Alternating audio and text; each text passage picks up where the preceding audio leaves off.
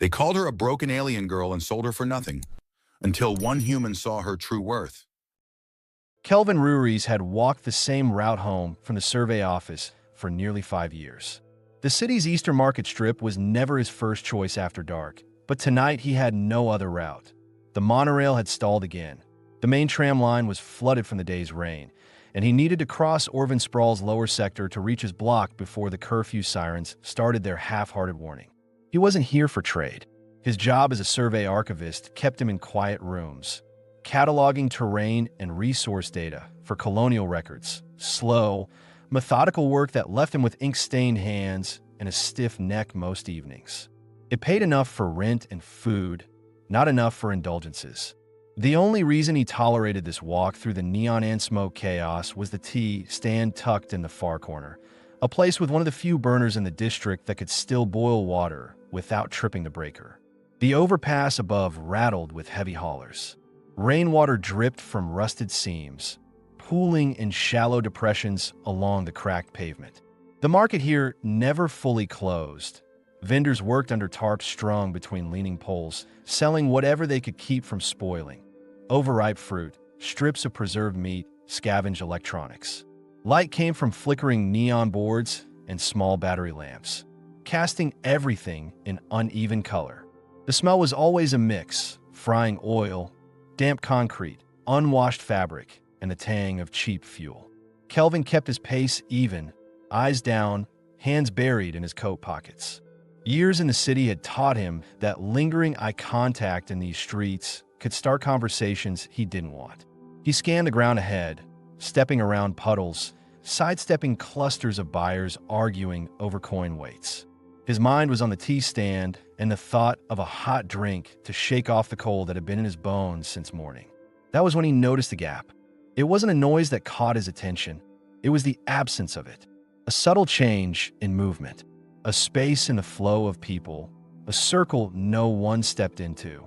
People here didn't avoid something unless it was trouble, disease, or simply beneath notice. He slowed, letting his eyes adjust to the deeper shadows under the overpass. She was sitting, kneeling on a frayed mat that had absorbed too many nights of damp. A plastic sign marked her as Lot 17B, propped against a crate of bruised yellow citrus that no one was touching. A small digital scale sat beside her, cheap and dirty, its cracked screen still powered on. Around her wrists, a narrow length of faded silk ribbon had been tied in a loose loop, not binding her, but marking her. He'd seen such ribbons before in markets, a signal that the stock was considered unsellable, a failed investment being offloaded for whatever someone might offer. The merchant sitting behind her on an upturned crate had the weary, half-drunk look of someone hoping for one last deal before packing up. He leaned back, bottle in hand, calling out to passers-by with a tone that mixed boredom and mockery. Kelvin slowed further, now openly watching. She wasn't what the merchant was claiming her to be. The woman had smooth blue skin with a faint iridescent sheen that caught the flicker of the lights. Her long silver-white hair hung in damp strands down her back, clinging to her neck and shoulders. The violet silk wrap she wore was the kind designed to catch a buyer's eye. Deep neckline, slit high on one thigh, but it was frayed at the seams, slipping from one shoulder as if it had been worn far past its intended use. A faint line of ink curved along her collarbone. A tattoo, intricate but faded, the kind that hinted at cultural weight, not decoration. She sat upright, but motionless, gaze fixed forward, her hands resting lightly on her knees. Even from a few meters away, Kelvin could see the subtle tremor in her fingers. She wasn't trying to advertise herself. She wasn't even trying to meet anyone's eyes. The merchant saw Kelvin looking and smirked. "Unsellable stock," he said loudly, tapping the bottle against his knee. "She eats too much, shakes all the time, wouldn't last a night with the right company. Make me an offer, I don't care what. Hell, I've had people offer me half a loaf just to move her." Kelvin's first instinct was to walk away. He wasn't in the habit of interfering with market trade. It led to complications. But the way she sat, shoulders tight, but head level, made something in his chest tighten. She wasn't cowed, not entirely. She was enduring, and she was freezing. He could see the faint rise of goose flesh on her arms. The merchant shoved at her shoulder with a rough hand, forcing her to lean forward toward Kelvin. She caught herself with one palm on the mat, knees still grounded, and for the briefest second, she lifted her gaze to his. No plea, no desperation, just a sharp, unflinching look that seemed to say, "If you step into this, know what you're doing." That was enough. Kelvin stepped forward. "What's with the ribbon?" The merchant shrugged. "Marker for junk stock. Means she's been passed from one trader to another. No takers. A cousin dump her on me. I've got crates going bad, so I'm clearing space. If you want her, weigh her and pay by the kilo. She's light. You'll save." Kelvin scanned her quickly, out of habit. Knees scuffed from the mat. Shoulders tense, but not slumped. Breathing steady despite the cold. The tremor, slight but regular.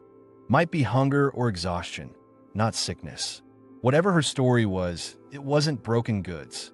He reached into his coat and pulled out a folded paper envelope.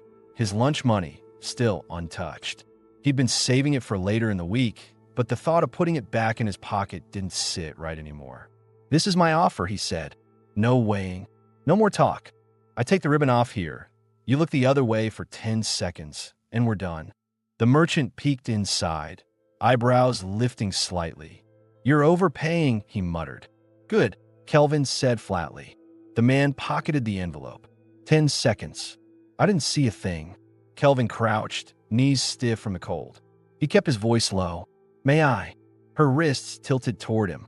The ribbon was tied in a simple loop. He loosened it carefully, the silk clinging slightly to her damp skin. When it came free, he set it neatly on the mat beside her, not tossed, not dropped. He stood, offering his coat. She didn't take it. Instead, she pulled the wrap higher on her shoulder and rose on her own. Her legs wavered once, but held. She was nearly his height, her chin level with his. She glanced at the merchant, then turned toward the street.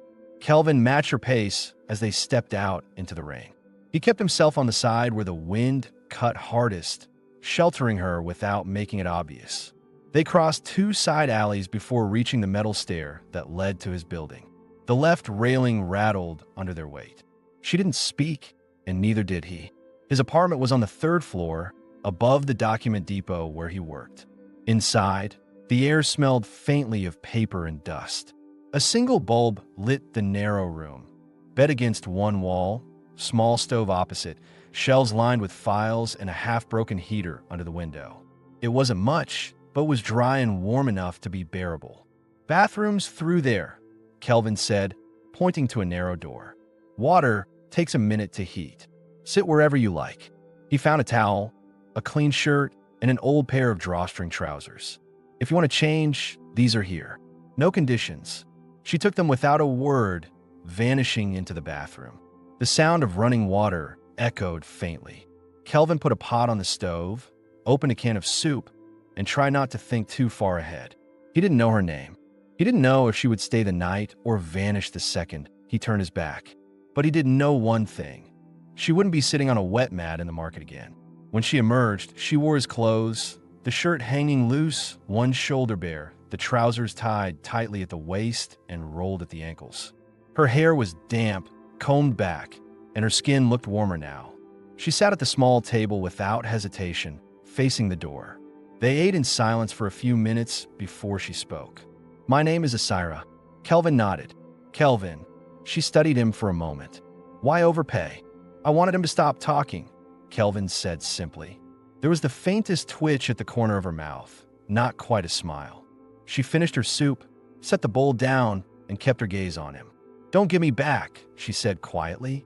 "I won't," Kelvin said. And that was the start. The rain kept at the windows through the night, soft enough to blend with the hum of the heater, but steady enough to remind Kelvin that Orvin's sprawl didn't stop for weather. He'd slept lightly in the chair, knees bent, one arm draped along the side so it wouldn't brush the blanket where Asira lay on the floor. She hadn't moved far from his chair during the night, and once or twice he'd heard the faint shift of her breathing pattern, the kind that came after a bad dream, but she'd settled again without him saying a word. By morning, the air in the small apartment was still cool, the scent of metal and rain lingering from the night before. Kelvin got up quietly, stretching his shoulders. He caught himself glancing at her before turning toward the stove. Asira was awake, sitting cross-legged on the blanket, watching him without speaking. Her hair was loose, still slightly damp in the heavier strands, and the shirt she wore had slipped off one shoulder again, though she didn't seem concerned. He filled the kettle and set on the burner. "Tea," he said, more as an update than a question. She tilted her head slightly. "You drink it every morning?" "Most mornings," he replied. "The days I don't, I regret it by noon." Asira stood slowly, as if testing the stiffness in her legs. "Where is this building?" "I only saw the streets when we came here." He realized then that he hadn't told her much about himself or where she now was, and that if someone were listening to the first chapter of their story, they'd be asking the same thing. "We're in the depot quarter, 3rd floor above the survey office. I work downstairs." "You map land," she said, repeating the fragment she'd caught last night. Kelvin nodded. "Terrain resource sites, old infrastructure routes. The data goes to a central archive. I don't get to see what's done with it." She studied him a moment longer, as though weighing whether his role made him part of something she should distrust. "And you walk through that market every night?" "Only when the transit lines are out," he said. "Last night was an exception. Normally I take the tram or cut through Eastway." He poured water into 2 cups and slid one toward her. She didn't reach for it immediately. Instead, she ran her thumb along the rim of the table. "If you didn't need to be there, why stop?" The question landed heavier than it sounded. Kelvin met her gaze and answered simply, "Because leaving you there didn't make sense. Not when I could change it." She seemed to accept that, though her eyes didn't soften. "You don't know what I was before. I figured you'd tell me when you wanted to," Kelvin said. She finally took the cup, holding it close to her face to let the steam warm her skin. "My people, half are Zyrini, half Allen. I was raised on a mid-belt colony until it was traded in a territorial exchange. We were given a choice: relocate under escort or sign to private contracts. Most of us didn't understand what those contracts meant." Kelvin kept his focus on his tea, letting her speak without interrupting. "I signed. It put me in market cycles. Cleaning, serving, sometimes display. Always in places where I was seen but not heard. The ribbon," she touched her wrist briefly, "wasn't supposed to be here. It's from my family's bond-marking tradition. You choose who can untie it. They used it for something else." Kelvin set his cup down, his jaw tightening briefly. They didn't deserve it. Her eyes flicked toward him, searching his face. "Do you keep many people here?" "No," Kelvin said. "It's just me. I've never brought anyone back before." A faint, almost imperceptible shift in her posture told him that mattered. She glanced toward the window, the sound of rain easing now into irregular drops. "What happens now?" "You stay as long as you want," he said. "If you decide to leave, I won't stop you. If you stay, you'll have food, somewhere to sleep, and no one telling you what to do." She nodded slowly, processing. "And the people downstairs? They won't come here." "No," Kelvin assured her. "The survey office doesn't care who I have upstairs. They barely care I'm there." She took another sip of tea, then set the cup down. "You'll need to know, I don't trust quickly. If I don't answer questions, it's not an insult." "I'm not keeping score," he said. The small silence that followed felt less like a wall and more like a space they were both standing in, unsure how to cross it yet. Kelvin pulled a folded towel from a shelf. "I have to go down for a few hours to finish a set of reports. You can lock the door from the inside. No one will try to come in. If you need anything, there's food in the lower cupboard." Asira's eyes tracked him as he gathered his satchel. "You expect me to be here when you come back?" "I don't expect anything," Kelvin said. "But I'll knock before I enter, just in case." For the first time, her expression softened into something that wasn't guarded. Not trust, but a recognition that he was making space for her.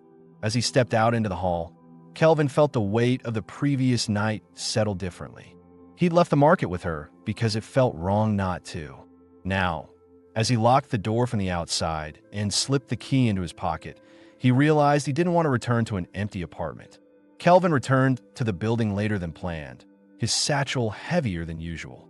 The survey office's generator had failed halfway through his shift, leaving him to finish reports by lamplight while the administrator complained about lost data. He climbed the narrow stairwell 2 steps at a time, trying not to picture an empty apartment behind his door. When he reached the landing, he paused, listening. The hallway was quiet except for the faint hum of the emergency strip lights. No movement from inside. He unlocked the door slowly and stepped in. Asira was there. She was standing by the small window, curtain drawn back, her profile outlined in the dull afternoon light. She wore the same clothes he'd left her in, his shirt and trousers, but the shirt was now tied loosely at the waist, and her hair had been brushed smooth, falling over one shoulder. The blanket from a night before was folded neatly on the chair. She turned her head as he closed the door, her expression unreadable. "You came back late," she said. "Longer day than I planned," Kelvin replied, setting his satchel on the counter. "I wasn't sure you'd be here." Her gaze lingered on him for a moment before she spoke again. "I don't run without knowing where I'll end up." That answered one of the questions that had been hanging since the night they met, whether she'd been looking for a way to disappear. She hadn't. Not yet. Kelvin unbuttoned his coat, shaking off the damp. "Did anyone come by?" "No," she said. "I didn't hear the stair door open all morning. This floor stays quiet." He nodded, glad for the confirmation. "Did you eat?" "Yes." She paused, then added, "I found dried grain in a jar. I boiled it. The water here tastes different, less iron than in the quarters I lived before." He noted the detail. She was paying attention to her surroundings, cataloging them the way he did with terrain. "I'll pick up better supplies tomorrow. The market has fresh produce early if you know where to look." Her eyes shifted slightly. "That market, the one you found me in, do you pass through often enough to be recognized?" "No, I don't plan to now," Kelvin said. "Merchants like that move stock fast. By next week, they'll barely remember last night." Asira seemed to weigh the answer, then looked away toward the rain-streaked glass. "The ribbon," she said quietly. "Do you still have it?" "It's on the counter," Kelvin said, gesturing toward the small folded piece of silk near the sink.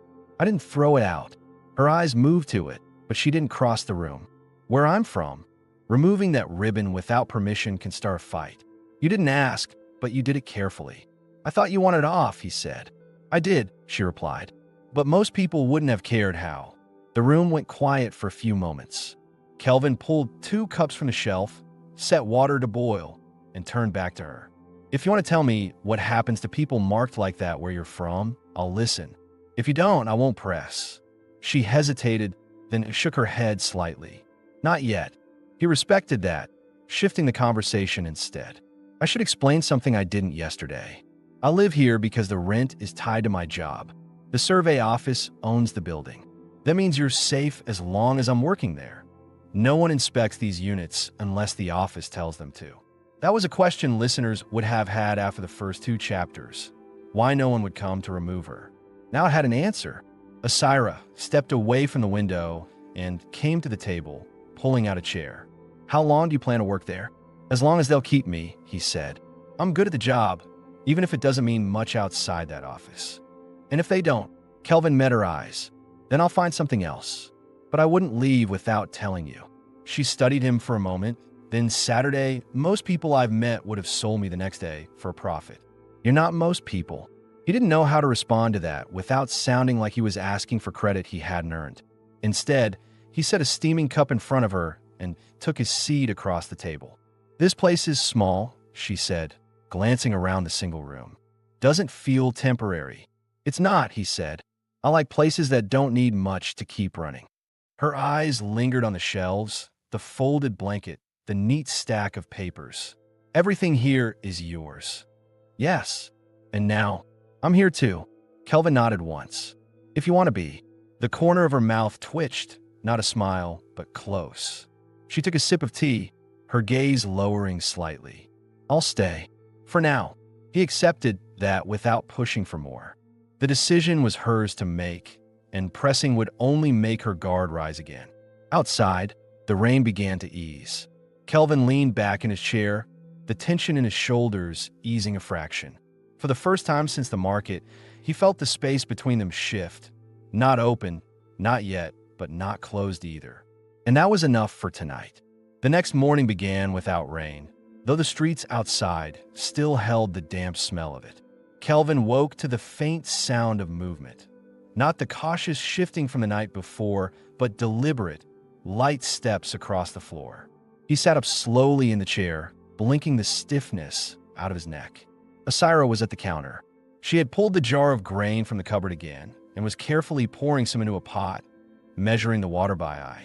His old shirt hung loose on her frame, and she had rolled the sleeves up just enough to keep them from dragging.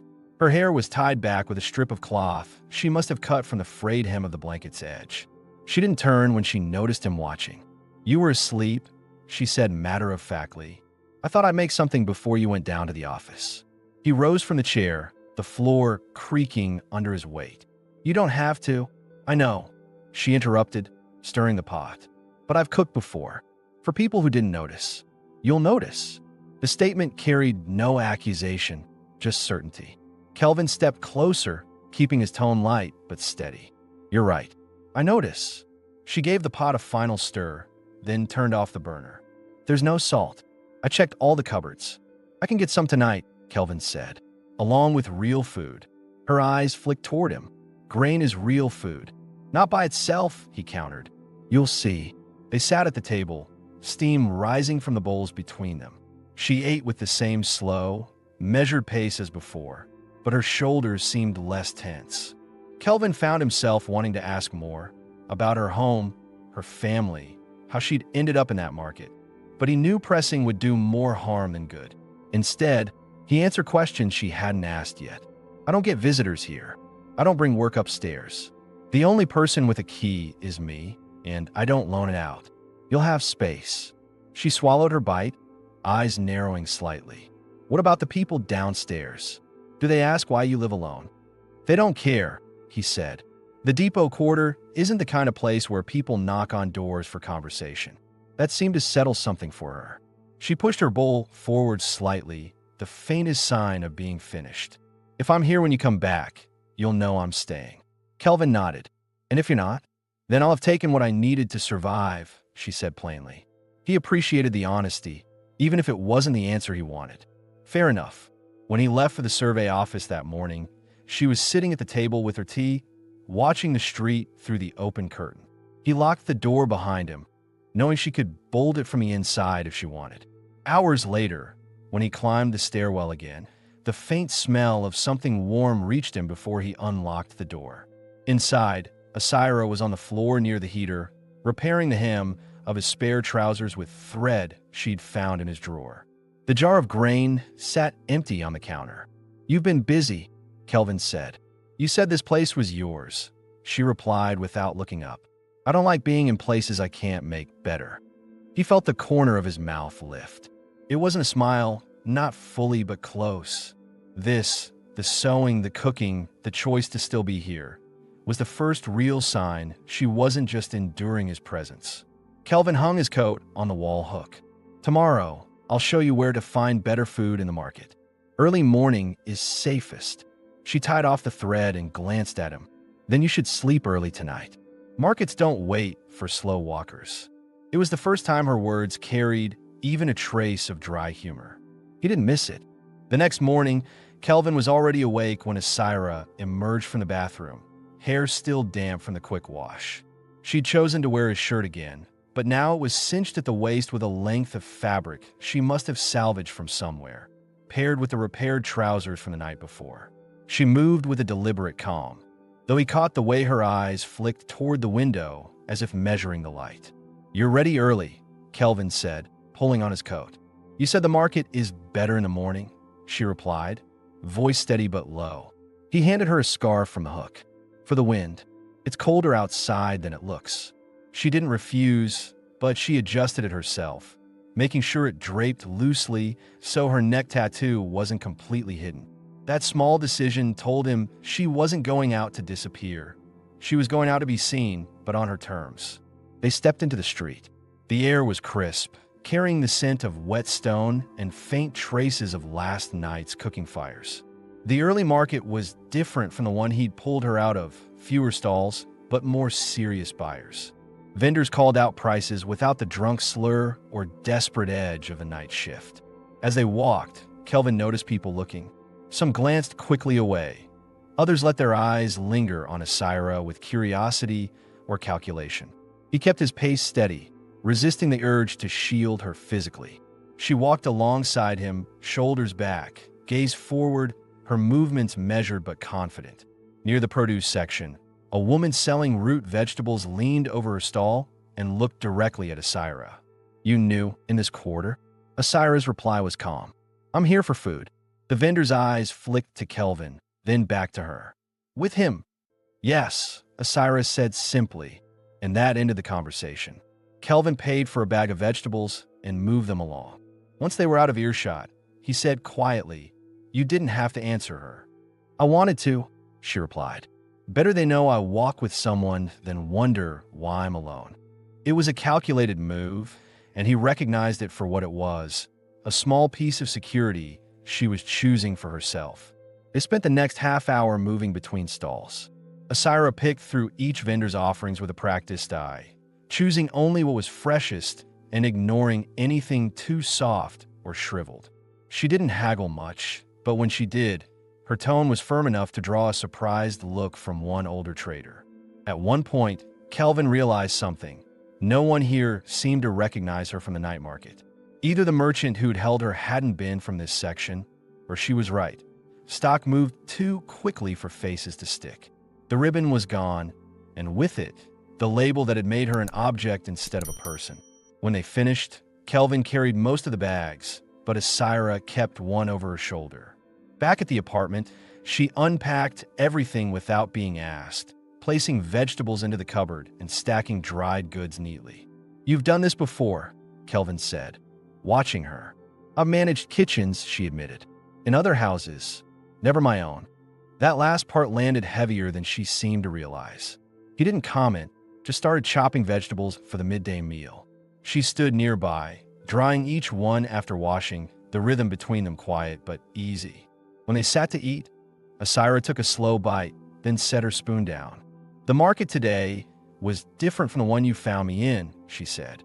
"If I had been here instead, maybe I wouldn't have needed you." Kelvin met her gaze evenly. Or maybe we still would have ended up here, just in a different way. For the first time, her lips curve in a faint smile she didn't immediately hide.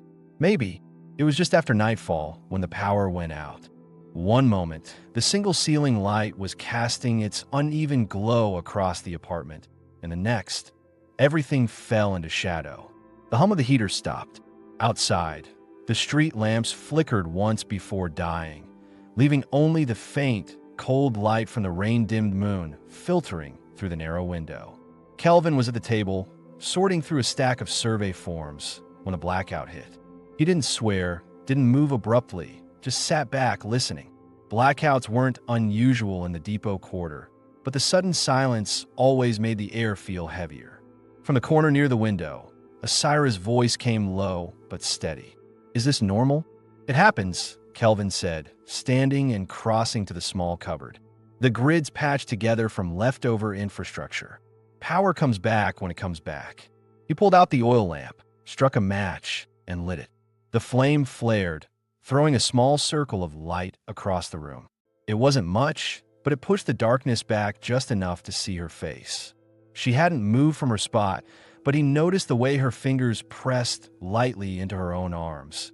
Not from the cold yet, but from something else. Kelvin set the lamp on the table. "It'll get colder without the heater.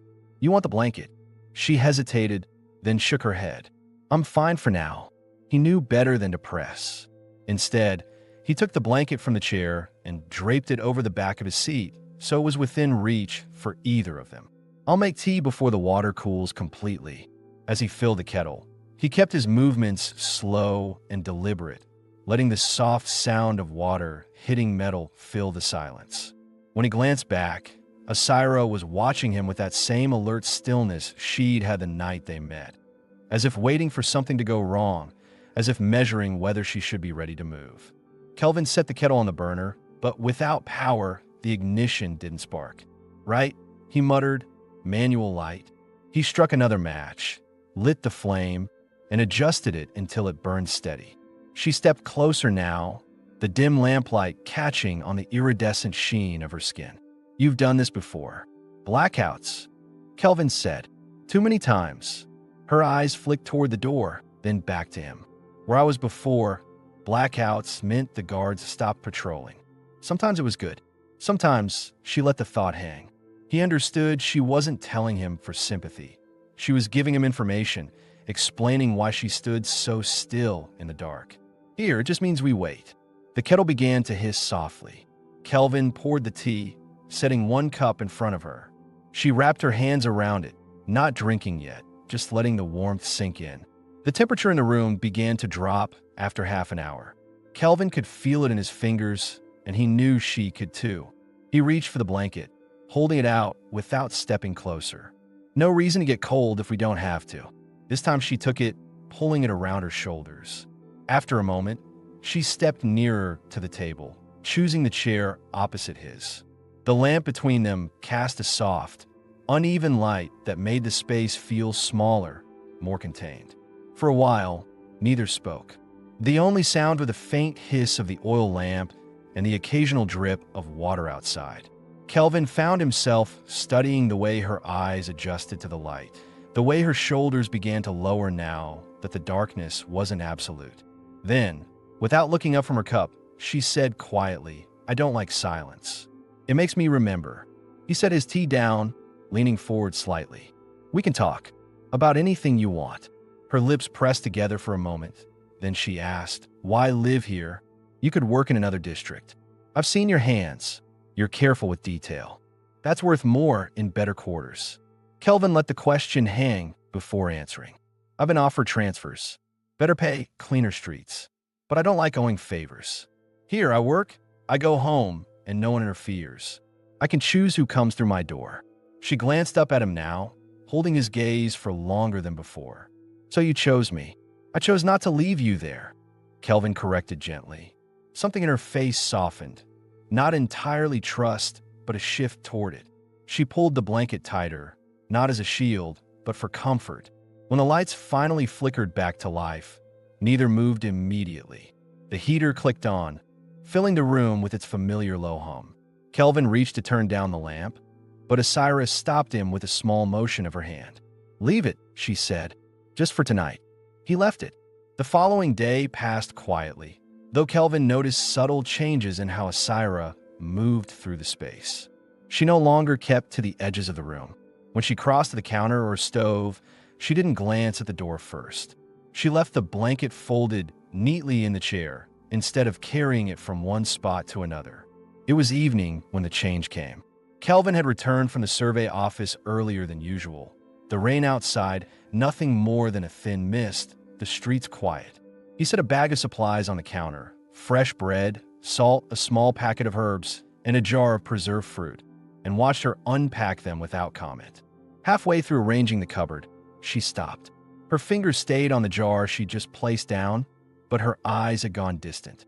Kelvin didn't speak, just waited, leaning against the wall. "When I was first taken to a market," she said finally, "I was told to stand with my hands folded in front of me, chin down. Not to speak unless someone asked a direct question. Never to correct anyone. They said the first one to buy me would set the pattern for my life." Kelvin straightened slightly. "And who bought you?" "No one," she said, her tone flat. "I was passed over. Too tall, they said.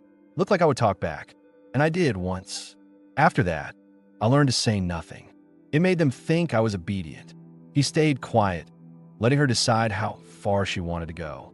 "I went through 4 different owners," she continued. "Not because I fought, because I asked questions they didn't like. One asked where I came from. When I told him, he decided my kind was too proud. Another told me to wear a ribbon to mark his claim. I refused, so he tied it himself." Kelvin's jaw tightened. "The same ribbon you had in the market?" She nodded. It became easier to let them think it was just a label. No one here knows its meaning. They can't take what they don't understand. "And yet," Kelvin said quietly, "you let me remove it." Her eyes met his now, sharper but not hostile. "Because you asked. Because you didn't treat it like trash." The room went still for a moment. The only sound was the faint drip of water from the balcony above onto the street outside. "You know," Kelvin said, "if you'd walked away the moment we left that market, I wouldn't have stopped you." "I know," she replied, "and that's why I didn't." Something in her voice made it clear this wasn't just about the ribbon or the market. She had been weighing him every day since, deciding whether he was another in a long line of people who would treat her as something to move, to use, to discard. This was the first time she'd spoken as if she'd decided he wasn't. She turned back to the cupboard, placing the last jar inside, then leaned her hands on the counter. "Kelvin, I've had offers before. People who said they'd give me a better life. But they always meant their version of it. You haven't asked me for anything. Not once. Maybe I like seeing what you choose when you're not told," he said. She let out a short breath that might have been the start of a laugh. "Careful. I might choose to stay. Would that be a bad thing?" Her gaze held his for several long seconds before she answered. "No." That single word landed heavier than anything she'd said before. Kelvin didn't push for more. Instead, he moved to the stove, struck a match, and began heating water for tea. She stayed at the counter, watching him in silence. But the set of her shoulders had changed, looser now, less like someone waiting for the next order. When the tea was ready, she took her cup and sat at the table. Kelvin joined her, the lamplight casting a warm circle between them.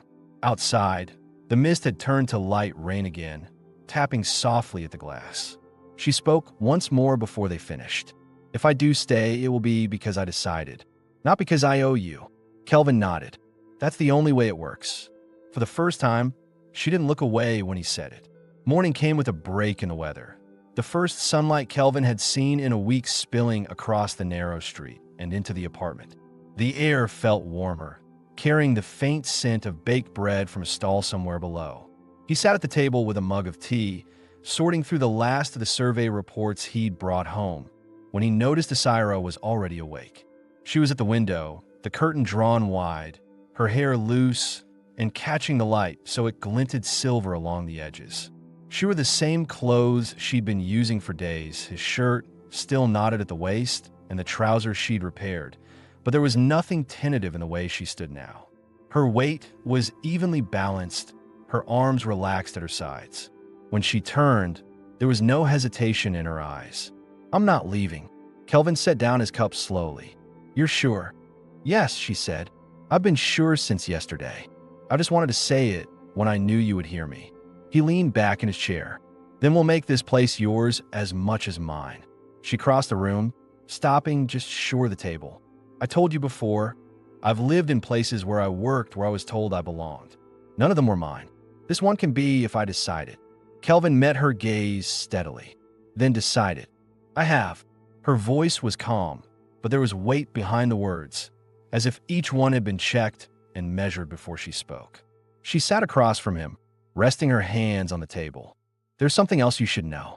That ribbon, where I'm from, when it's removed by someone you trust, you can get it back to them as a choice. A way of saying you're not theirs, but you choose to stay anyway." Her hand slipped in her pocket, and she set the folded silk between them. "I kept it." Kelvin didn't touch it. He didn't need to. "I'll keep it safe if you want." "I want you to keep it here," she said, tapping the table between them, "where I can see it." They let the moment settle. The street noise below filtered up faintly, the clatter of crates, the distant hum of an old generator. But inside, the air was still. Kelvin reached into the bag of market goods from the day before and took out a small clay jar. "This is yours," he said, setting it in front of her. "Salt, like you asked, and a few other things for cooking. I figured if you're staying, you might as well have what you need." She ran her fingers over the jar's lid. "No one's ever given me something for no reason." "There's a reason," Kelvin said. "I want to eat better than grain every day." Her lips curved into the faintest smile. "Then I'll cook." The rest of the day moved differently. They cleared a section of the cupboard for her things, shifted the table to give more space by the heater, and even opened the window for a while to let in the fresh air. Asira spoke more freely, small details about her home colony, the food they grew, the festivals they held before the territorial shift. Kelvin didn't press for the darker parts. She didn't offer them, and he didn't need them to understand. By evening, the light outside had deepened to amber. Kelvin set the oil lamp on the table out of habit, though the power was steady now. As he moved to light it, Asira stepped behind him, placing a hand lightly on his shoulder. "Leave it for later," she said. "We'll eat first." They shared the meal she'd prepared from the market vegetables, simple but full of flavor. Afterward, she set the bowls in the sink and turned back toward him, leaning on the counter. "I used to think a home was just a place you stayed because you had nowhere else to go. Now I think it's where you can stop guarding yourself." Kelvin held her gaze. "Then this is home?" "Yes," she said without pause. "It is." There was no fanfare, no grand gesture, just the clear, solid truth in her voice. And for Kelvin, that was enough. He watched her move toward the window, her silhouette outlined by the last light of the day. The ribbon lay folded on the table, and the small clay jar sat beside it. Quiet symbols of what they had decided without contracts, without bargains. For the first time since he'd seen her in the market, Kelvin didn't wonder if she would still be here tomorrow. He knew, and in that knowledge, the apartment, small, quiet, and worn, felt entirely full.